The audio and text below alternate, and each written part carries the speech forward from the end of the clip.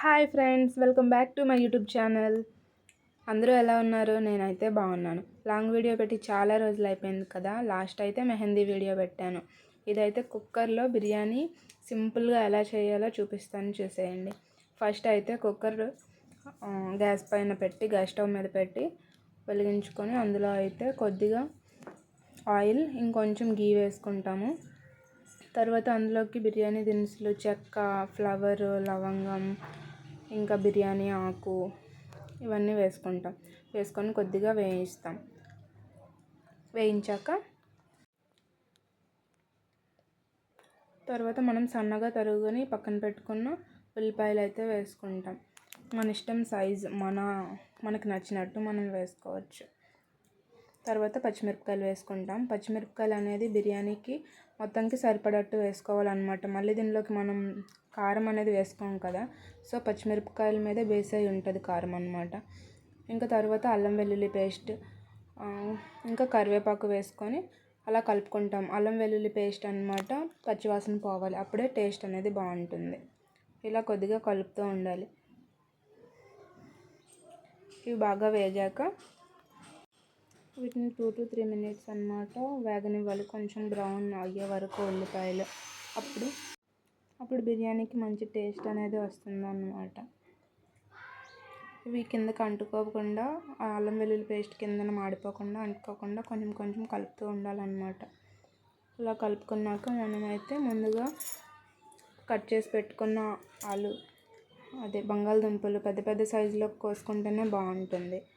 ఇంకా క్యారెట్ అన్నమాట మన ఇష్టం, సైజు ఎలా అయినా పర్వాలేదు. క్యారెట్, బంగాళదుంపలు, బీన్స్, క్యాప్సికమ్, మనకు నచ్చిన వెజిటేబుల్స్ అయితే వేసుకోవచ్చు. దీన్ని అయితే మనం వెజిటేబుల్ బిర్యానీ లేకపోతే వెజ్ బిర్యానీ అని కూడా అనొచ్చు. ఇవన్నీ వేసుకున్నాక ఇలా కలుపుతూ ఉంటామన్నమాట కొద్దిగా వేగేంత వరకు. ఇందులోనే కొంచెం ఈ కూరగాయలకి సరిపడంత సాల్ట్ వేసుకుంటాం. సాల్ట్ వేసుకొని కలుపుకున్నాక నేనైతే ఇక్కడ పుదీనాని మిక్సీ చేసుకొని అయితే వేసుకున్నాను టేస్ట్ కోసం.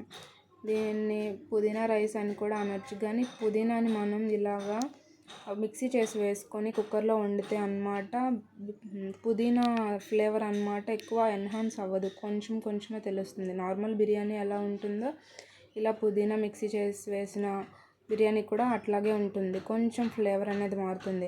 మనం పుదీనా రైస్ ఇలా కాకుండా నార్మల్గా చేస్తే, కుక్కర్లో కాకుండా నార్మల్గా చేస్తే పుదీనా రైస్ అన్నమాట మనకి ఎక్కువగా తెలుస్తుంది. తర్వాత మనం పక్కన అన్నమాట రైస్ని కడుక్కొని పెట్టుకుంటాము. నేనైతే బాస్మతి రైస్ అనేది వేయట్లేదు, నార్మల్ సన్న బియ్యం అంటారు కదండి, అదైతే వేస్తున్నాను. ఎన్ని గ్లాసెస్ రైస్ అయితే వేసామో దానికి డబల్ వాటర్ వేసుకుంటే సరిపోతుంది ఈ రైస్కి అయితే. బాస్మతి రైస్కి అయితే ఇంకొంచెం వాటర్ డబల్ కంటే తగ్గించి వేసుకుంటారు. నాకు బాస్మతి రైస్తో కొలతలు సరిగ్గా తెలియదు అన్నమాట. నాకు ఈ రైస్తోనే పర్ఫెక్ట్గా వస్తుంది బిర్యానీ ఎప్పుడు చేసినా. దీనికి డబల్ వాటర్, ఇంకా గ్లాస్లో కొద్దిగా 1/4 పోర్షన్ వేసుకుంటే సరిపోతుంది, కూరగాయలు ఉన్నాయి కాబట్టి. ఇంకొంచెం అన్నమాట, చిన్న గ్లాస్లో సగం, టీ గ్లాస్లో సగం ఎక్స్ట్రా వేసుకుంటే చాలు, లేకపోయినా సరే సరిపోతుంది. చూడండి, నేను లాస్ట్లో వేసాను కదా, అలాగా వేసుకొని చక్కగా కలుపుకుంటాం అన్నమాట. అంతా మిక్స్ అయ్యేలాగా, కిందకి ఏమీ ఉందా లేదా అలా చూస్తూ మొత్తం కలుపుకుంటాం. మొత్తం కలుపుకున్నాక ఇందులోకే మనం ఏంటంటే సాల్ట్, ఇంకా బిర్యానీ మసాలా అన్నమాట ఇప్పుడే కలిపేస్తాం. సాల్ట్ కలుపుకున్నాక టేస్ట్ అయితే చూసుకుంటాం. సరిగ్గా ఉందనుకోండి బిర్యానీ కొంచెం చప్పగా వస్తుంది, ఇంకొంచెం సాల్ట్ యాడ్ చేస్తే మనం తర్వాత బిర్యానీని తింటే పర్ఫెక్ట్గా సరిపోతుందన్నమాట. ఇదైతే బిర్యానీ మసాలా బయట కొనుక్కున్నది, ఇదైతే ఇంకొంచెం యాడ్ చేశాను. బిర్యానీ మసాలా యాడ్ చేయకపోయినా మనం ముందు బిర్యానీ దినుసులు వేసాం కాబట్టి సరిపోతుంది. మూత పెట్టుకొని 3 విజిల్స్ ఉంటే చాలు, బిర్యానీ అయిపోతుంది. మీరు ట్రై చేయండి, నచ్చితే like, share and subscribe. Thank you for watching. Stay tuned for more videos.